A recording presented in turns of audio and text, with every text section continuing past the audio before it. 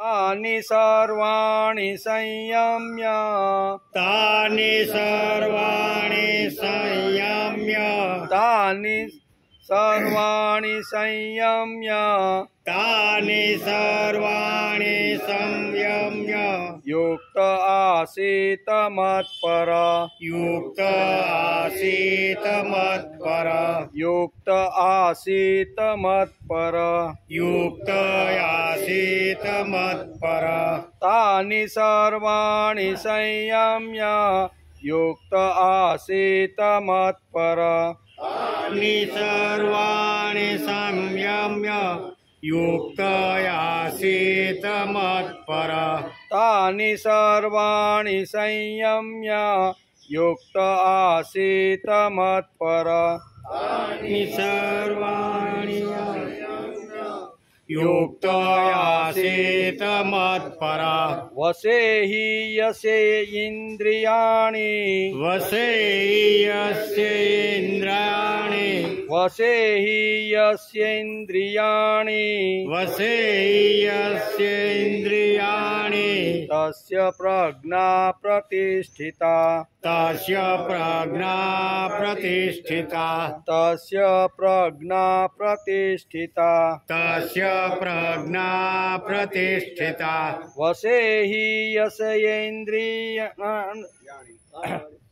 वसे हि यस्येन्द्रियाणि तस्य प्रज्ञा प्रतिष्ठिता वसे इन्द्रियाणि तस्य प्रज्ञा प्रतिष्ठिता वसे हि यस्येन्द्रियाणि तस्य प्रज्ञा प्रतिष्ठिता वसे इन्द्रियाणि तस्य प्रज्ञा प्रतिष्ठिता तानि सर्वाणि संयम्य युक्त आसीत मत्पर वसे हि यस्येन्द्रियाणि तस्य प्रज्ञा प्रतिष्ठिता तानि सर्वाणि संयम्य युक्त आसीत मत्पर वसे तस्य इन्द्रियाणि तस्य प्रज्ञा प्रतिष्ठिता ध्यायतो विषयान् पुंसन्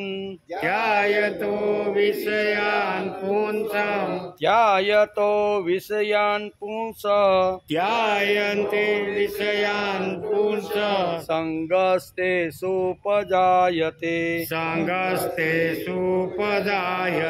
संगस्तेषुपजायते संगस्तेषुपजायते ध्यायतो विषयान् पुंस संगस्तेषुपजायते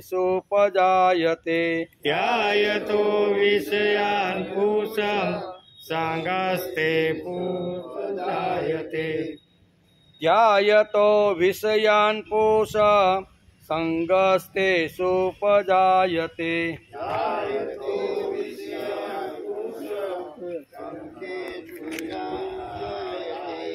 संगात् संजायत काम संगात् संजायते काम काम क्रोधो विजायते काम क्रोधो विजायते काम क्रोधो विजायते काम क्रोधो विजायते संगात् संजायते काम कामात् क्रोधो विजायते कामात् क्रोधो विजायते ध्यायतो विषयान् पुंस संगेषुपजायते संगात् संजायते काम कामात् क्रोधो विजायते ध्यायतो विषयान् पुंस संगस्तेषुपजायते संगात् संजायते काम कामात् क्रोधो विजायते। હવે 61-62 तानि सर्वाणि संयम्य युक्त आसीत मत्पर वसे हि यस्येन्द्रियाणि तस्य प्रज्ञा प्रतीयता ध्यायतो विषयान् पुरुष संगेषु प्रजायते संगात् संजायते काम कामात् क्रोधो विजायते कामात् क्रोधो विजायते हरि ओम् देवसुतं देवं कंसचाणूरमर्दनं देवकी परमानन्दं कृष्णं वन्दे जगद्गुरु गुरुर्ब्रह्मा गुरुर्विष्णु गुरुर्देवो महेश्वर गुरुर्साक्षात् परब्रह्म तस्मै श्री गुरुवे नमः नारायणं नमस्कृत्यं नरं चैव नरोत्तमं देवीं सरस्वती व्यासं ततो जयमुदीरये ततो जयमुदीरये।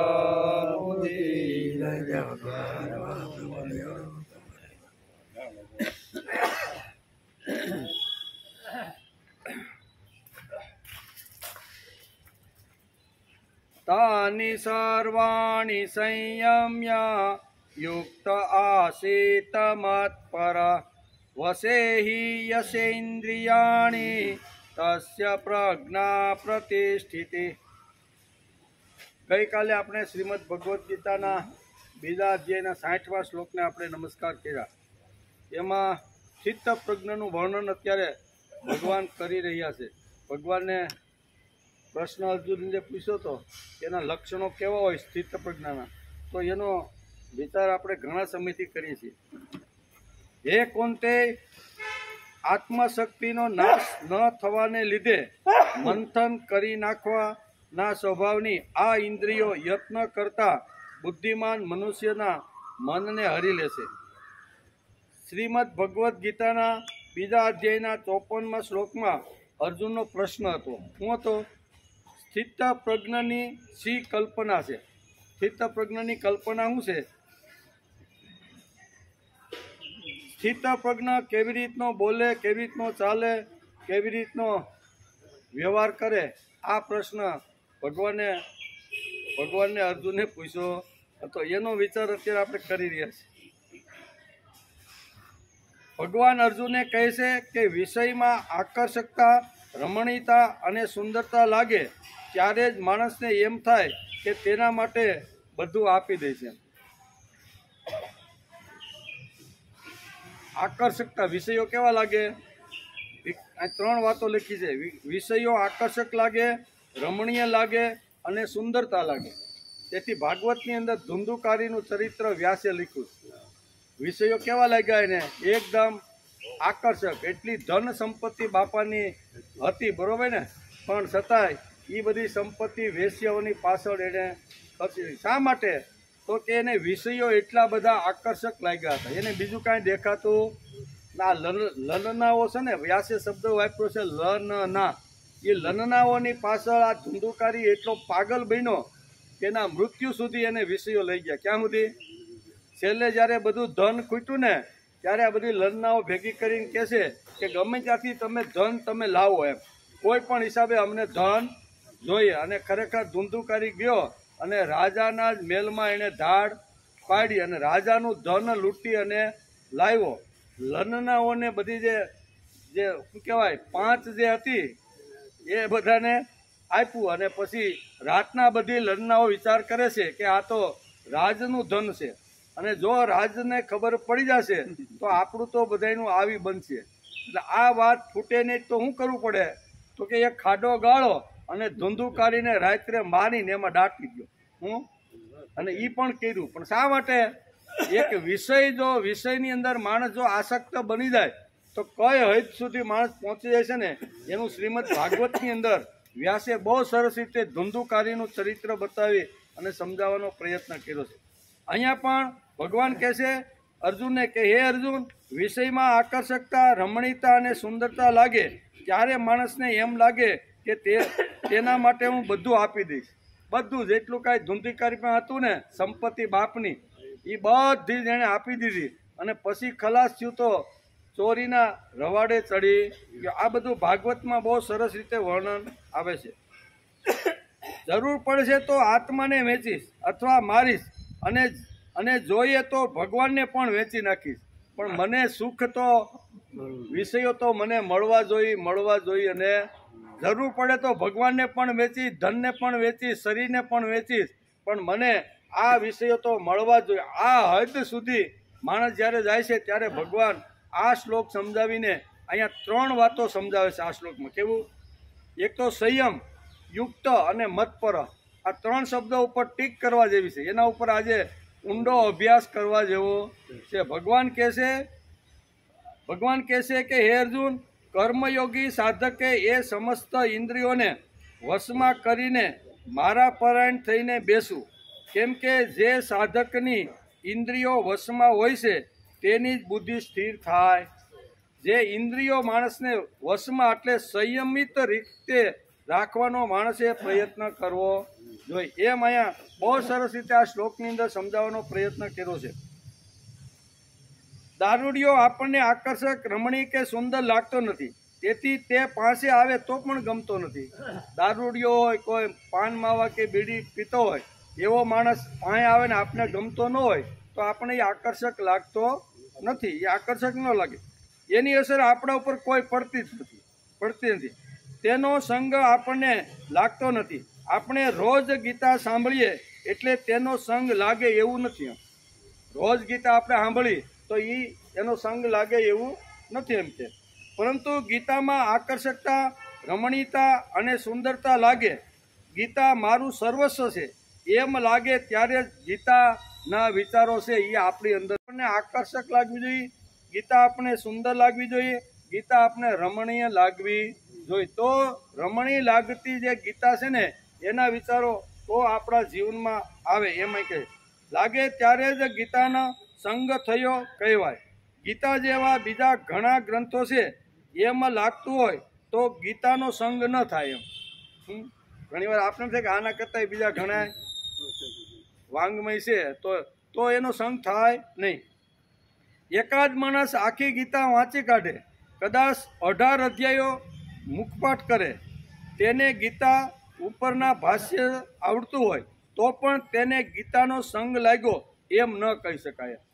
ગીતા જીવનમાં આવે તો જ એનો સંગ લાગ્યો કહેવાય. નહીં તો કડકડાટ મોઢે આવી રીતના ઘણી સારી બુદ્ધિ હોય, તેલ બુદ્ધિ, તો ઘણીવાર 18 જે માણસ કંઠસ્થ કરી લે, બરાબર ને, એનું ભાષાંતર કરીને પણ સરસ સમજાવવાનો પ્રયત્ન કરે, પણ ગીતા આપણી અંદર ઉતરે ક્યારે? તો કે ગીતા આપણને આકર્ષક લાગવી જોઈએ. બરાબર? કેવી? આનંદદાયી, આકર્ષાયી અને મારી માં છે એવી રીતનું લાગે તો જ ગીતા માતાના વિચારો આપણા જીવનમાં સંક્રાંત થાય. શ્રીમદ ભગવદ્ ગીતા મારી જ છે, સર્વશ્રેષ્ઠ છે. ભગવાનના મુખારવિંદમાંથી જે વાણી નીકળી છે તે અતિશય પવિત્ર છે. કેવી? અત્યારે આપણે જે વાત કરી રહ્યા છે એ શ્રીમદ ભગવદ્ ગીતાના બીજા અધ્યાયના 61મા શ્લોકનો વિચાર કરી રહ્યા છીએ. એમાં અહીંયા કહે છે કે શ્રીમદ ભગવદ્ ગીતા જે છે ને એ અતિશય પવિત્ર છે. શા માટે? તો કે ભગવાનના મુખારવિંદમાંથી શ્રીમદ ભગવદ્ ગીતાનો જન્મ થયો છે. તેથી બધા ગ્રંથો કદાચ સારા હશે પણ આ તો ભગવાને સ્વયં ગાયેલી વાત છે. બરોબર ને? વાયા આમાં કોઈ કરેલું નથી એમ કે. એકાદ માણસ કહે કે ગીતામાં જે સિદ્ધાંતો છે તે બીજા ઘણા ગ્રંથોમાં છે. આવું કહેવાવાળો માણસ કદાચ બુદ્ધિશાળી હશે પણ તેને ગીતા ઉપર આત્યંતિક પ્રેમ નથી. ગીતા મારી બા છે આવું લાગે તો જ ગીતાના વિચારો આપણા જીવનમાં ઉતરે, નક્કર ઉતરે નહીં. બાની પ્રત્યેક 2-3 વર્ષનું બાળક હોય ને, આપણે ખબર હોય, આપણે એને સલાહ આપતા હોય ને, પણ એ આપણી સલાહ માને ને. આપણે કોઈ વાત કરી હોય તો એ સીધો બા પાસે જાય રસોડામાં કે બા આ વાત સાચી કે ખોટી? એ બા કે હા, તો બાકી તમે ગમે તેટલું એ છોકરાને સમજાવો તો એ છોકરો માનતો નથી. શા માટે? તો કે બાબાને બા પ્રત્યે, મા પ્રત્યે આત્યંતિક હૃદયનો પ્રેમ છે.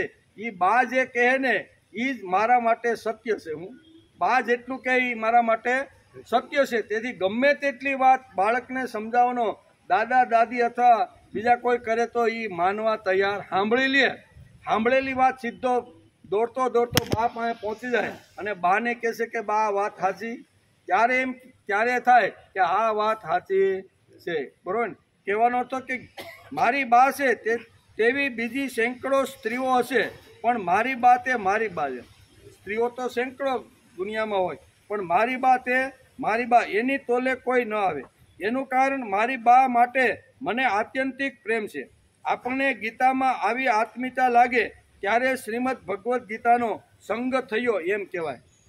ગીતા પ્રત્યે આપણે આટલી આત્મીયતા લાગે તો શ્રીમદ ભગવદ્ ગીતાનો સંગ થયો એમ આપણે કહી શકીએ છીએ. શ્રીમદ ભગવદ્ ગીતાના બીજા અધ્યાયના 54મા શ્લોકમાં અર્જુનનો પ્રશ્ન હતો કે સ્થિત પ્રજ્ઞની શી કલ્પના છે? સ્થિત એટલે કે સ્થિર બુદ્ધિના પુરુષનું શું લક્ષણ છે? સ્થિર બુદ્ધિનો પુરુષ કેવી રીતે બોલે છે, કેવી રીતે બેસે છે તથા કેવી રીતે ચાલે છે, અર્થાત તેનો વ્યવહાર કેવી રીતનો છે?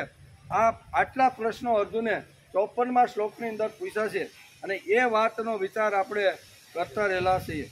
અર્જુન બરાબર સમજીને પ્રશ્ન પૂછ્યો છે. અર્જુને બરોબર ભગવાનને પ્રશ્ન પૂછ્યો છે, સમજીને પૂછ્યો છે. સ્થિત પ્રજ્ઞ સિદ્ધ પુરુષ, યોગ પુરુષ કેમ રહે છે, કેમ ખાય છે, કેમ બોલે છે, કેમ એનો વ્યવહાર છે? આ બહુ બુદ્ધિપૂર્વકનો પ્રશ્ન અર્જુને ભગવાનને પૂછ્યો છે અને ભગવાન એના જવાબમાં અહીંયા 55મા શ્લોકથી સ્થિત પ્રજ્ઞના 61મા શ્લોક સુધી સુંદર સમજાવવાનો પ્રયત્ન કરે છે. એટલે સ્થિત પ્રજ્ઞનું અસ્તિત્વ છે એ સ્વીકારીને શ્રી કૃષ્ણને જવાબ આપવાનું કહેવામાં આવ્યું છે. તમે જવાબ મને આપો, મેં મારો પ્રશ્ન યોગ્ય હોય તો જવાબ આપો. શ્રીમદ ભગવદ્ ગીતામાં કૃષ્ણ ભગવાને કોઈ ધર્મ ગ્રંથનું ખંડન કર્યું નથી. આખા 700 શ્લોકમાં ભગવાનના જે કાંઈ શ્લોકો બોલવામાં આવ્યા એમાં ભગવાને કોઈ જગ્યાએ કોઈ ગ્રંથનું ખંડન કર્યું નથી. કોઈ પણ ગ્રંથનું ખંડન કર્યું નથી. સાંખ્ય યોગ હોય, ન્યાયશાસ્ત્ર હોય, વેદાંત હોય, ઉપનિષદ હોય કે પુરાણો હોય, કોઈનો ભગવાને વિરોધ કર્યો. ભગવાને બધાનું નિચોડ લઈ અને 700 શ્લોકની અંદર ગીતાની અંદર ગૂંથી દીધું છે. ઘણું બધું ભગવાન બોલ્યા છે, અર્જુન બોલ્યો છે, સંજય બોલ્યો છે, ધૃતરાષ્ટ્ર બોલ્યો છે. આમ કરીને 700 શ્લોક જે ભગવદ્ ગીતામાં જે લખેલા છે એમાં ભગવાને બધી જ રીતે જે વેદ છે, ઉપનિષદ છે, બ્રહ્મસૂત્રો છે, એમાંથી જે કાંઈ હતું ને એનો નિચોડ કરીને શ્રીમદ ભગવદ્ ગીતાની અંદર રાખી દીધો છે. આમાં પણ કેટલાક બુદ્ધિમાન લોકો એટલે કે તેમણે તો બધા ધર્મ ગ્રંથોનો અર્ક તારવી લોકોને નિરપેક્ષ ભાવથી અને અહંકાર રહિત બુદ્ધિથી કર્મ કરવાનો ભગવાને ઉપદેશ આપ્યો. આનો નિચોડ ભગવાને લીધો. બધા ગ્રંથોનો નિચોડ લઈ અને નિષ્કામ કર્મયોગ માણસ કેવી રીતે કરી શકે એનું સુંદર આવી રીતનું અહીંયા ઉપદેશ આપ્યો છે.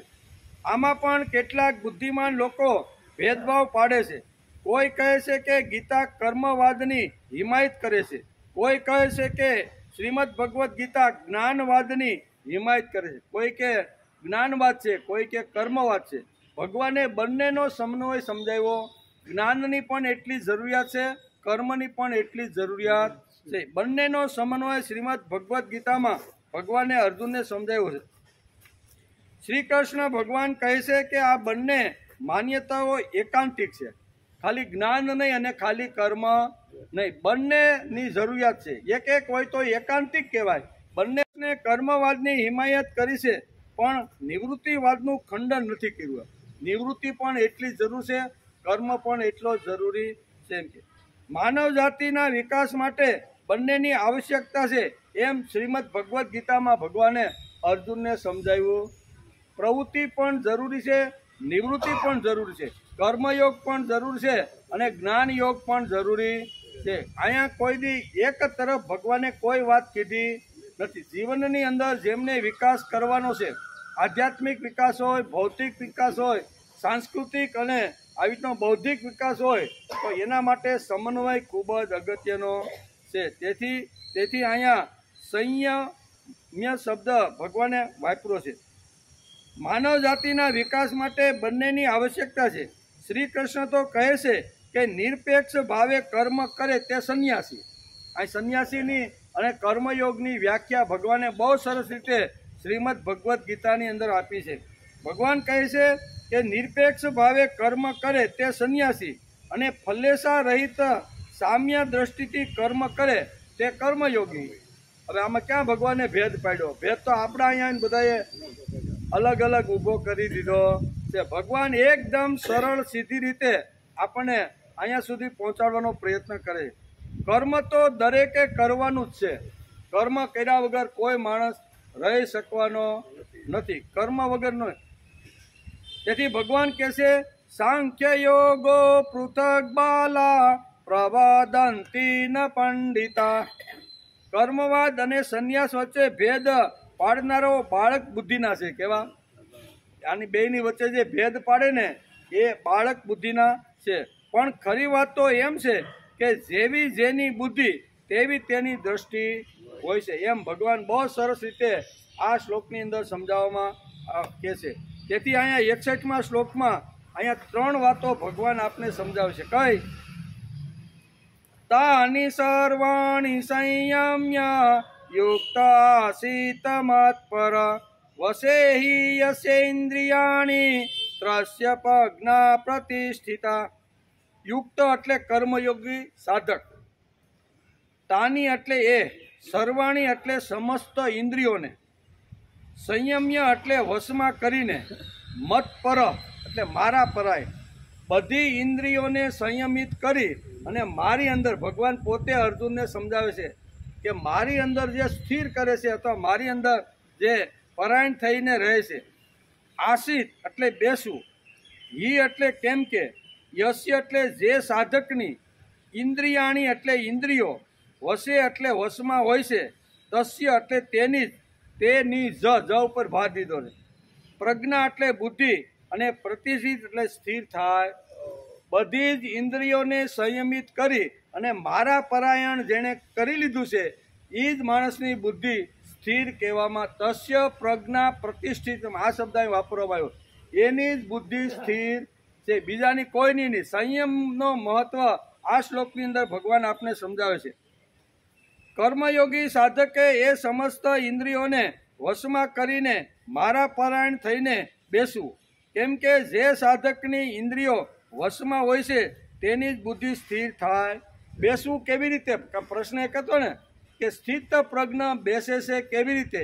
એ જે ભગવાનને અર્જુને જે પ્રશ્ન કર્યો હતો એ 61મા શ્લોકની અંદર સ્થિત પ્રજ્ઞ બેસે છે કેવી રીતનો એનું વર્ણન આ શ્લોકની અંદર ભગવાને અર્જુનને સમજાવ્યું છે. આપણે પણ અહીં બધા બેઠા છીએ કે નહીં? આપણે બધા બેઠા છીએ, પણ ઘણીવાર આપણું મન ઘણી જગ્યાએ આટા ફેરા મારવા જતું હોય છે. એના માટેનો આ શ્લોક છે. ભગવાન કહે છે કે બધી જ ઇન્દ્રિયો, 5 જ્ઞાનેન્દ્રિય, 5 કર્મેન્દ્રિય અને 11મું જે મન છે એને સંયમિત કરવાની છે. કેવું? ફેંકી દેવાની, કાઢવાની કે એક બાજુ મૂકવાની. એને સંયમિત કરીને જે માણસને બેસતા જે આવડે છે ને એ સ્થિત પ્રજ્ઞા બુદ્ધિનો માણસ. હવે આમાં ક્યાં અઘરું છે?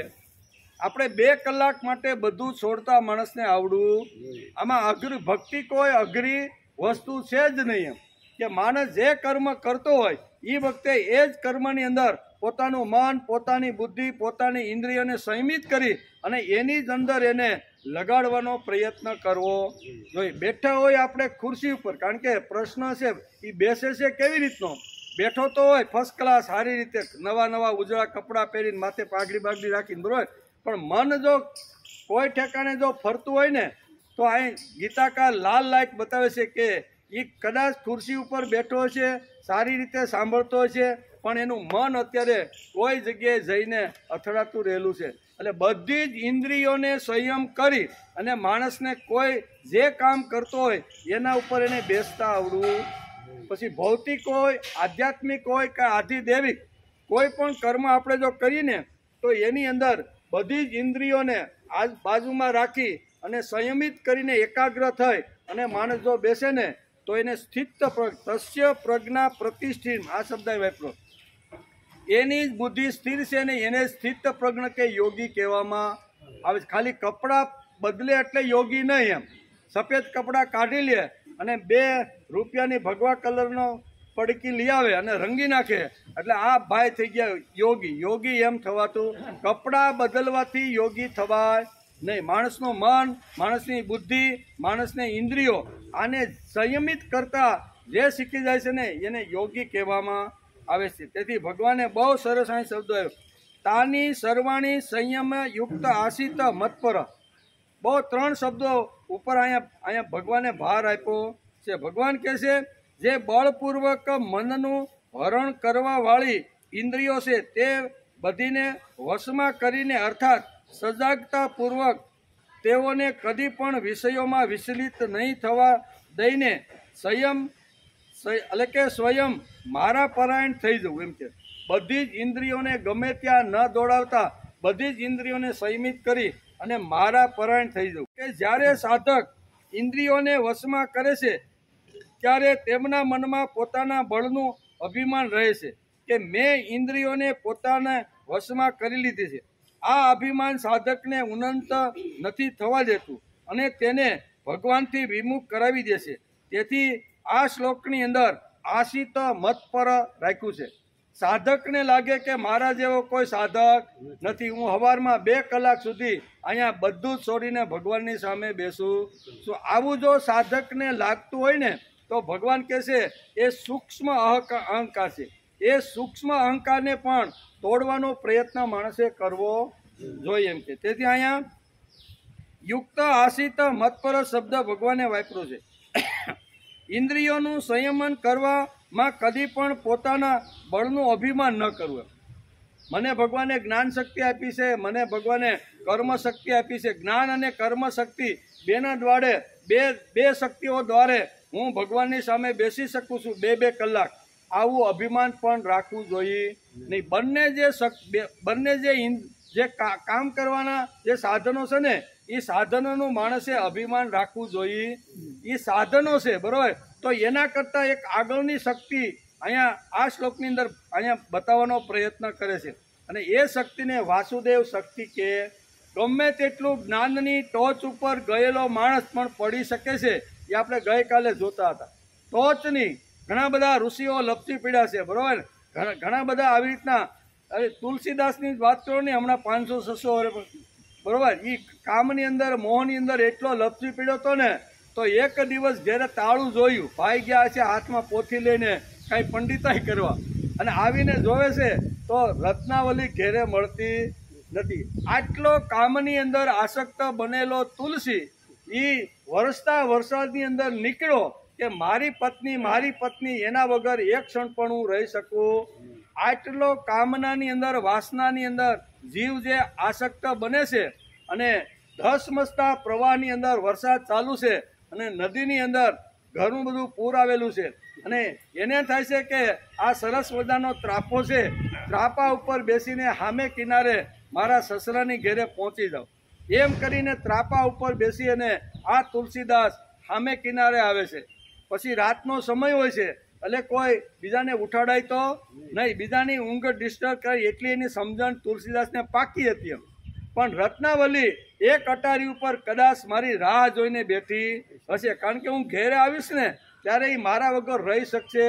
આવું સમજી અને તુલસીદાસ એક દોરડું લટકતું હતું એ ઝાલીને ઉપર ચડી ગયા અને પછી બંને વચ્ચે સુંદર મજાનો સંવાદ થયો છે. એ આપણે આના પહેલા ઘણી વાર જોયું કે રત્નાવલી અને અહીંયા પેલા તુલસીદાસનો ઘણો બધો આવી રીતનો સંવાદ થયો છે. અને સંવાદને અંતે અહીંયા રત્નાવલી કહે છે કે તમે મારી અંદર આટલા મોટા આસક્ત થયા, એટલા રામ પ્રત્યે જો તમે આસક્ત થાવ ને તો તમારો બેડો પાર.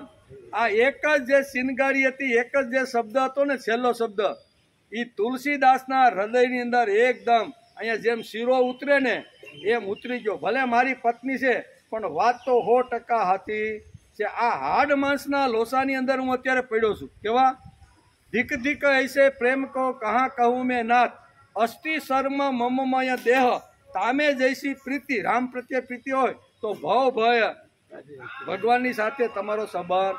આ એક જ ચિનગારી એવી હતી કે તુલસીદાસને આ તુલસિયામાંથી તુલસીદાસ બનાવી દીધા. અને ઘણા વર્ષોથી આજે દુનિયાની અંદર પ્રભુ મુદ્રિકા મેલી મુખમાહી જલધી લાંથી ગયે અચરજ નહીં. આ જે લખનાર જે તુલસીદાસ છે ને એ તુલસીદાસ સંત થઈ ગયા. એક જ ચિનગારી કાપી છે કે વાત તો બરોબર સાચી છે. હાડ માંસનું જે શરીર છે ને એ એક દિવસ પડી જવાનું છે, એ પણ રહેવાનું નથી. તો જે પડવાનું નથી, જે કાયમ માટે રહેશે ને એની સાથે મારો સંયમ, મારો યોગ થવો જોઈએ. તેથી ભગવાન રામની સાથે યોગ થાય છે અને ઘણું બધું લખીને ગયા, ઘણું બધું કરીને ગયા. માનસ આખું જે ઊભું કરી અને આખા ઉત્તર ભારતની અંદર અત્યારે આપણે જઈએ ને તો એ માનસ સિવાય બીજી તમારી સામે કોઈ વાત જ કરે. આટલું જેણે સમાજની અંદર જે કામ કર્યું છે ને એ દુનિયાની અંદર જે લોકો પ્રભુ મુદ્રિકા મેલી મુખ માહી જલધી લાંધી ગયે અચરજ, ખાલી હનુમાન જ તરી જાય છે એવું નથી, પણ પ્રભુનું નામ, પ્રભુનું સ્મરણ કરતો કરતો જે માણસ જાય છે ને એના બધા જ કામ યશસ્વી થાય છે. એવું તુલસીદાસે અહીંયા બહુ સરસ અહીંયા હનુમાન ચાલીસામાં લખ્યું છે. આ બધી વાતો કહેવાનો અર્થ કે બધી જ ઇન્દ્રિયોને સંયમિત કરી અને જેને બેસતા આવડે છે, સાંભળતા આવડે છે ને તેને સ્થિત પ્રજ્ઞ કહેવામાં. આ કીધું ને કે ભાઈ સ્થિત પ્રજ્ઞના લક્ષણમાં એ બેસે છે કેવી રીતો, બેઠો તો છે પણ કેવી રીતનો સાંભળે છે. તો આ બધી જ વાતો અહીંયા ભગવાન અર્જુનને સમજાવે છે. ભગવાન કહે છે કે હે અર્જુન, પોતાના બળનું અભિમાન ન કરવું. તું કદાચ ચિત્ત એકાગ્ર કરવા, ધ્યાન ધરવા માટે બેસીશ ને ત્યારે તારા મનમાં થાય કે હું તો જ્ઞાની છું, હું તો કર્મયોગી છું અને મારા હું જ કરી શકું, બીજાની કોઈની તાકાત. આવો જો અહંકાર આવે ને તો ભક્તને આવો અહંકાર આવે તો ભગવાનથી સહન થતો નથી. નાનો એવો અહંકાર પણ સંત. ઉલટું કેવળ ભગવત કૃપાને જ કારણ માનું કે મને ઇન્દ્રિયોના સંયમમાં જે સફળતા મળી છે તે કેવળ ભગવાનની કૃપાથી મળે. મહેનત તો બધા કરે, પુરુષાર્થ તો બધા કરે, અક્કલ બધા વાપરે, બુદ્ધિ બધા વાપરે, સમાજમાં વાપરે કે નહીં? આજે 80 લાખની વસ્તી સુરતની અંદર હશે લગભગ, સમજો ને. બધા જ પ્રયત્ન કરે છે સુખી થવા માટે. મારે ઘેરે દુઃખ આવવું જ ન જોઈએ. કોઈને શારીરિક દુઃખ હોય તો એ પણ સાધના પ્રયત્ન કરે છે, કોઈને માનસિક હોય તો એની આવી રીતની તપસ્યા કરે છે, કોઈને વિત્તની અગવડ હોય તો એનું પણ આવી રીતની ધ્યાન ધરતા, ધ્યાન ધારણા બધું કરતા હોય. કરે કે નહીં? ઘણીવાર સમાજની અંદર બધું સારું હોય પણ છોકરા ઓટીવાળ નીકળ્યા હોય તો એનું શું કરવું? તો એનો પણ માણસ પ્રયત્ન કરીને બધું કરવાનો પ્રયત્ન કરે છે. પણ અહીંયા ગીતાકાર કહે છે આપને કે પણ બધાને સફળતા મળતી નથી. તેથી અહીંયા આ શ્લોકની અંદર બધા પ્રયત્ન કરે છે એને સફળતા મળતી નથી. તું સફળ થયો એનું કારણ વિશ્વને ચલાવવાળી શક્તિ તારી અંદર આવીને બેઠી છે અને એ તને હલાવે છે ને, તેથી તને કર્મયોગ અને જ્ઞાન યોગની અંદર, ધ્યાન અને ધારણાની અંદર તારી સમાધિ લાગી, નકર શક્ય જ નથી. ભગવાન જો અંદરથી રજા લઈ લે અને ખોખું ગમે તેટલું હોય તો એ શું કામનું ભાઈ? ગમે તેટલા ઘરેના સારા સારા પહેરા હોય, સોનાના બટન હોય અને પછી કે ઉતારો ઉતારો, ખિસ્સામાં કાંઈ રહી તો જાતું નથી. આવું બધું હોય કે ન હોય? ગમે એટલું ઘરેણું હોય, ગમે એટલા જરીના વસ્ત્ર પહેર્યા હોય, પણ અંદરથી જો રામ વિદાય લઈ લે તો એ બધું ઉતારોનો બધા જ લોકો આજુબાજુના ઘરના પ્રયત્ન કરે કે નહીં કે ના ના 2 વીંટીઓ બહુ સારી હતી હો, પણ ઉતારો ભાઈ અટાણ સુધી ભલે સારી રહી, એ વીંટીને આપણે બાળવી કરે કે નહીં? એટલે બધાને સફળતા મળતી નથી. ભગવાન કહે છે પ્રયત્ન બધા કરે છે, અક્કલ બધા વાપરે છે, હોશિયારી બધા વાપરે છે, બુદ્ધિ બધા વાપરે છે, પણ બધાને સફળતા મળી નથી. જેને સફળતા મળી છે એણે એવું વિચારવું જોઈએ કે મને સફળતા મળી છે એનું કારણ અંદર કોઈ શક્તિ મને હલાવતી રહેલી છે, બોલાવતી રહેલી છે, મને કોઈ કૃતિ કરાવતી રહેલી છે. એ જો સમજણ માણસની પાકી થાય તો આને સ્થિત પ્રજ્ઞ બુદ્ધિનો માણસ કહેવામાં. તસ્ય પ્રજ્ઞા પ્રતિષ્ઠિતમ, આવો શબ્દ ભગવાને અહીંયા આ શ્લોકની અંદર વાપર્યો છે.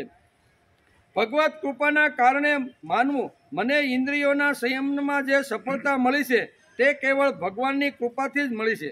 આ રીતે કેવળ ભગવાનને પરાયણ થવાથી તેની સાધના સિદ્ધ થઈ જાય તો જ આપણી સાધના સિદ્ધ થાય. નકર મારી બુદ્ધિ, મારી અકલ, મારી મહેનત, મારો પરસેવો, મારું સાહસ બધું મેળવું હોય બધું, પણ બોલે કેમ? મારું સાહસ, મારી બુદ્ધિ, મારી અકલ, મારો પરસેવો મેં પાડ્યો. આવું ઘણીવાર સમાજમાં ઘણા માણસો સફળતા અને સિદ્ધિ મળ્યા પછી ઘણા લોકો આવી રીતનું બોલતા. ભગવાનને એક બાજુ રાખી અને બુદ્ધિ, અકલ, હોશિયારી, સાહસ જે કાંઈ છે ને એના જ વખાણ માણસ કરતો કરે કે નહીં? એને એવા લોકોને ભગવાન આ શ્લોકની અંદર કહેશે કે ભગવાનને ભૂલીને જે સિદ્ધિ પ્રાપ્ત કરવા માગે છે એને સિદ્ધિ પ્રાપ્ત થતી નથી, અને થાય તો એનો અહંકાર જબરજસ્ત હોય છે. તેથી પરબ્રહ્મ પરમાત્મા સુધી યોગ પુરુષ સુધી પહોંચી શકતો નથી. બહુ સરસ છે. પછી અહીં મતપર શબ્દ આ શ્લોકની અંદર કહેવામાં આવ્યો છે. કહેવાનો હેતુ એ છે કે માનવ શરીરનું મળવું, સાધનામાં રુચિ થવી, સાધનામાં જોડાવું, સાધનાનું સિદ્ધ થવું, એ બધા ભગવાનની કૃપા ઉપર જ નિર્ભરિત. આજે 5 વાતો છે ને, એ ભગવાને ગીતાની અંદર કઈ 5 વાતો છે? કહેવાનો કે માનવ શરીરનું મળવું હોય. પહેલી વાત તો એ છે કે માનવ શરીર આપણે મળ્યું છે. પહેલી વાત. નહીતર 84 લાખ યોનિમાં કયું શરીર ભગવાન આપે એ મને ખબર હતી નહીં, પણ માનવ શરીર મને મળ્યું છે એ જ ભગવાનની પ્રથમ કૃપા માણસે સમજવાનો પ્રયત્ન કરવો. ઘણી બધી ઇન્દ્રિયોમાં ઘણી બધી જગ્યાએ ઘણી રીતે ભગવાન ઘણા લોકોને ઘણી રીતે જન્મ આપી શકે છે, પણ ભગવાન તે મને મનુષ્ય બનાવ્યો, માણસ બનાવ્યો, મનુષ્ય યોનિમાં જન્મ આપ્યો. મનુષ્ય યોનિમાં જન્મ આપ્યો એટલું જ નહીં, પણ સુંદર મજાનું શરીર આપ્યું, નિરોગી શરીર આપ્યું, કુટુંબ સારું, છોકરા સારા, પત્ની સારી, વૈભવ સારો. ભગવાન તે મને ખાલી શરીર આપીને અહીં મોકલો નથી. શરીર આપ્યા પછી આ બધી જ વસ્તુ ભગવાન તે મોકલેલી છે. એટલે પહેલી વાત આવે છે કે માનવ શરીરનું મળવું ખૂબ જ મહત્વનું છે, અને મળ્યું હોય તો એનો ગમે ત્યાં ગમે એવી રીતનો ઉપયોગ કરવો જોઈએ. કારણ કે બધાને માનવ શરીર મળતું નથી, માગવાથી નહીં મળતું નથી. આપણે અહીંથી જઈને અંત સમય હોય, છેલ્લા દાસ લેતા હોય ત્યારે ભગવાને કહે ભગવાન ફરીથી તું મને માનવ શરીર આપજે. ભગવાન વિચાર કરે છે કે આ 80 વર્ષ સુધી આને કાંઈ કર્યું નથી, અને માગણી તો પાછી માનવ શરીરની કરે છે. જીવન આખું પશુ તુલ્ય જીવો હોય, બરોબર ને, અને પાછું માગે છે કેવું? માનવ શરીર. તો ભગવાન કે આખી જિંદગી મેં તને માણસ બનાવ્યો અને પશુનું જીવન તું જીવો. કેવું બનાવ્યો? 2 પગ વાળો, ઊભો રહી શકે, ખાઈ શકે, બોલી શકે, વાંચી શકે, પણ જીવન કેવું હતું તારું? આહાર નિંદ્રા ભય મેથુન ચ સામાન્ય મેતત પશુભી નરમ ધર્મો હિ તેસામ અધિક વિશેષ ધર્મેણ હિનાઈ પશુભી નરમ. ધર્મ વગરનો જે માણસ છે ને એ પશુ સમાન છે. કોણ કે છે? આપણું શાસ્ત્રમાં આ શ્લોક લખ્યો છે. હું ધર્મેણ હિનાહી પશુભી નરમ. ધર્મ વગરનો માણસ પશુ સમાન છે. માનવ શરીર આપ્યું છે, સુંદર શરીર આપ્યું છે, એકદમ લોકોને આકર્ષિત થાય ને એવો મને દેહ ભગવાને આપ્યો છે, પણ વાપરો ક્યાં મેં? તો કે વાપરો પશુતા, સમાજની અંદર પશુતા ઊભી થાય અથવા પશુ જેવું જીવન જીવતા હોય એવું જીવન જીવવામાં ખાવો, પીવો ને રહો. બીજું કાંઈ આ જગતમાં ધર્મ નથી, ભક્તિ નથી, ભગવાન નથી, કાંઈ નથી. જેટલા ભોગો આપ્યા છે ને એ ભોગવી લ્યો, અને આ ભોગવા પછી માણસનું શરીર મળવાનું જ નથી. એકવાર મળ્યું છે તો ભોગ. આવું જેનો વિચાર છે ને એને પશુ કહેવામાં આવે છે. તો માણસ કોણ? તો કે માણસ વિચાર કરે છે કે ભગવાને આ શરીર મને આપ્યું છે, શરીર આપ્યા પછી એની અંદર મારે હું વાવવાનું? એ માણસે વિચાર તો કરું ને. આપણે સરસ મજાનું ખેતર હોય તો ખેતરમાં હું વાવું, કેટલું વાવું, ક્યારે વાવું એ એના માલિકને ખબર હોય કે ન હોય? તો એમ આ શરીર છે તો એની અંદર કઈ વસ્તુ વાવવાની? તો કે અદ્વેષ્ટા સર્વભૂતાના મૈત્ર કરુણ એવસ નિર્મામ નિરહંકાર. આ બધી એની અંદર તારે વાવણી કરવાની છે. એટલે માનવ શરીર ન વેડપતા માનવ શરીર પ્રભુ સુધી જાય એનો માણસે પ્રયત્ન કરી લેવો જોઈએ. તેથી 5 વાતો કીધી છે કે માનવ શરીર મળવું એ દુર્લભ છે. શંકરાચાર્ય પણ એ જ કહે છે. શું છે? આદ્યગુરુ શંકરાચાર્ય એમ પણ કહે છે કે માનવ શરીર બધાને મળતું નથી. જેને મળ્યું છે ને એને માનવ શરીરને દુર્લભ માનવું જોઈએ. કે ભગવાન આ જન્મમાં તો હું સારી રીતે જીવો, બરાબર, પણ આ મર્યા પછી પણ આના કરતાં વિશેષ સારી રીતે મને પાછો જન્મ મળે એવું ભગવાન તમારે. એટલે મારે એટલે માણસે આ કરવું. તેથી સાધનામાં માનવ શરીર મળ્યા પછી સાધનામાં રુચિ છે કે બીજી જગ્યાએ રુચિ છે? સાધના એટલે પ્રભુ સુધી પહોંચવાનું સાધન. સાધના એટલે આપણે કહીએ ને ધ્યાન. ધ્યાન એટલે ભગવાન સુધી પહોંચવાનું સાધન. એને અહીંયા સાધના, જે સાધનાની અંદર આવી રીતના જે માણસ કરે છે ને એ બીજી વાત છે કે સાધનામાં રુચિ છે કે બીજી જગ્યાએ? સવારે હું વહેલો ઉઠી નાહી ધોઈ અને સાધના કરવા મારા ભગવાનની સામે હું જ્યારે બેસું છું, એમાં ઋષિ છે કે ખાઈ પી અને સીધો કોગળો કરી અને હાલો હવે બાકડે ત્યાં 9 થયા ને ત્યાં રાહ જોતા હશે, ગામ ગપાટા મારો ત્યાં જાઉં છું કે ભગવાનની સામે બેસું છું? આ માણસે પોતે વિચાર કરી લેવો કે મને જે જીવન મળ્યું છે એ ફોગટનું જીવન નથી. ગત જન્મના મજબૂત મારા સારા કર્મ હશે ને ત્યારે જ માણસનો જન્મ ભગવાન એને આપે, માનવ શરીર ત્યારે જ મળે. એમને ના કાંઈ આવી રીતે આવી ગયું ને મળી ગયું એવું નથી. પણ ગત જન્મના સારા સંસ્કાર, સારા આવી રીતના કર્મ હશે ને એને હિસાબે ભગવાન આ જીવન આપે છે. તેથી ત્રીજી વાત ભગવાન કહેશે કે એમાં એ સાધનામાં રુચિ હોય તો સાધનામાં જોડાયો છો કે નહીં? પહેલી વાત, માનવ શરીર મળવું એ દુર્લભ છે. માનવ શરીર મળ્યા પછી સાધનામાં જોડાવું એ પણ દુર્લભ છે. અને સાધનામાં જોડાયા પછી એની અંદર સ્થિર રહેવું આ પણ દુર્લભ છે. નકર સાધનામાં તો ઘણીવાર માણસ જોડાય, એકાદ વર્ષ, બે વર્ષ, 3-4 વર્ષ જોડાય અને પછી કે આમાં હારું કાંઈ નીકળવું, આ તો પાણીમાં રવાય ફેરવી અત્યારે માખણ નીકળવું. એટલે એમ કરી અને ઘણીવાર જોડાય તો જાય, પણ એ 12 વર્ષ સુધી જે તપસ્યા કરી અને જે પરિણામ શરીર ઉપર થવું જોઈએ એ પરિણામ એના ઉપર થતું નથી. કારણ કે શાસ્ત્ર આપણું એમ કહે છે કે કોઈ પણ સાધના કરો ને તો એમાં 12 વર્ષ ઓછા નામે લાગે.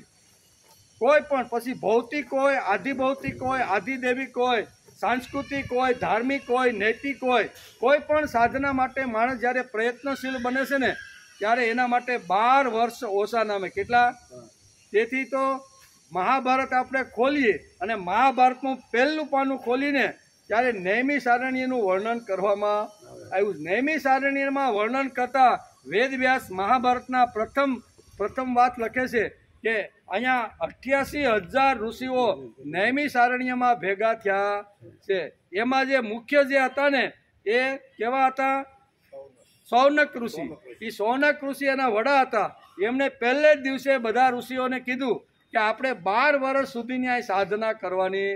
આપણે જે તપસ્યા કરવા માટે જે ઘર બાર છોડી, સંસાર છોડીને આપણે અહીં જંગલની અંદર, વનની અંદર જે આવ્યા છીએ ને એ આપણે સાધના કરવા માટે આવ્યા છીએ. અને 12 વર્ષ સુધી આપણે આ સાધના કરવાની છે. તો કેવી રીતની કરવાની? આવો અંદરો અંદર જ્યારે વિચાર થતો હતો ને અને એ જ વખતે સુતદેવજી પધાર્યા. ઘણું બધું એમાં આપણે જ્યારે વાંચતા હતા. કહેવાનો અર્થ કે પહેલી માનવ શરીર મળવું એ દુર્લભ છે અને માનવ શરીર મળ્યા પછી એમાં સાધનાની રુચિ થવી એ પણ દુર્લભ છે.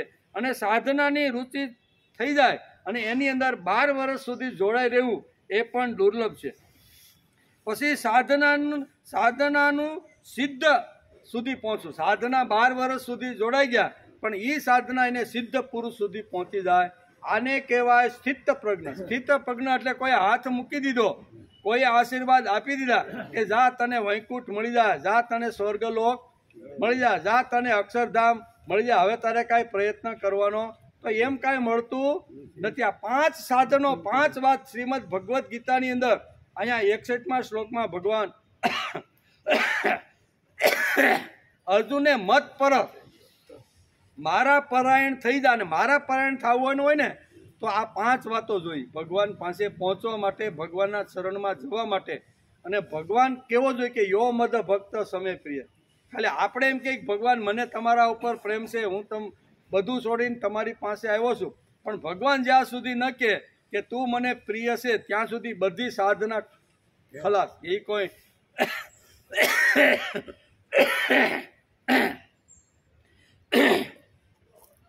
એ બધા ભગવાનની કૃપા ઉપર નિર્ધારિત છે. કેવા? બધું કરતા હોય ને ભગવત કૃપા ન હોય તો માણસનો પ્રયત્ન, પુરુષાર્થ, અક્કલ, હોશિયારી ઘણીવાર ફેલ જાય કે નહીં? આપણે તે 15 વર્ષથી મહેનત કરી છે પણ હાલ ફેલ કેમ જાય છે? તો કે એની ઉપર ભગવાનની કૃપા ઉતરી નથી. તેથી શ્રીમદ ભગવાન કહે છે કે માણસનો ચડતો પુરુષાર્થ અને ભગવાનની ઉતરતી કૃપા આ બંનેનું જ્યારે મિલન થાય છે ને ત્યારે જ માણસને સિદ્ધિ પ્રાપ્ત થાય. એકલો ખાલી માણસનો પ્રયત્ન નથી હાલતો અને ભગવાન કરીને એક રૂમમાં બેસી જાઓ તો ખાલી ભગવાન કરો તો પણ નહીં. ભગવાનની ઉતરતી કૃપા પણ જોઈ છે.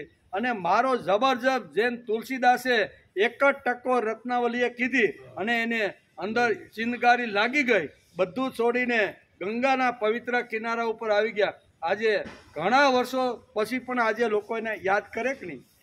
હે, આ કર 4,84,000 આ કર 4,84,000 જાતિ જીવ જલ સ્થલ નભવાસી જાતિ જીવ જલ સ્થલ નભવાસી સિયા રામમય સબ જગ જાની સિયા રામમય સબ જગ જાની કરવું પ્રણામ જોરી જુગ પાની. બાલકાંડની ચોપાઈ છે કેવી? કોઈએ તુલસીદાસને પૂછ્યું એમ કે આટલો પુરુષાર્થ આટલી મહેનત ગંગા નદીને કિનારે ઝૂંપડી બાંધી અને આ બધું તમે શા માટે કરો છો? અને ત્યારે અહીંયા બહુ સરસ રીતે આ ચોપાઈની અંદર જવાબ આપે છે. તમે ની અંદર જે પરમાણુથી માંડી અને જે સૃષ્ટિમાં ભગવાને રચના કરી છે, ભગવાને જે કાંઈ ઊભું કર્યું છે એ બધાની અંદર હું સીતા અને રામને જોઈ રહેલો.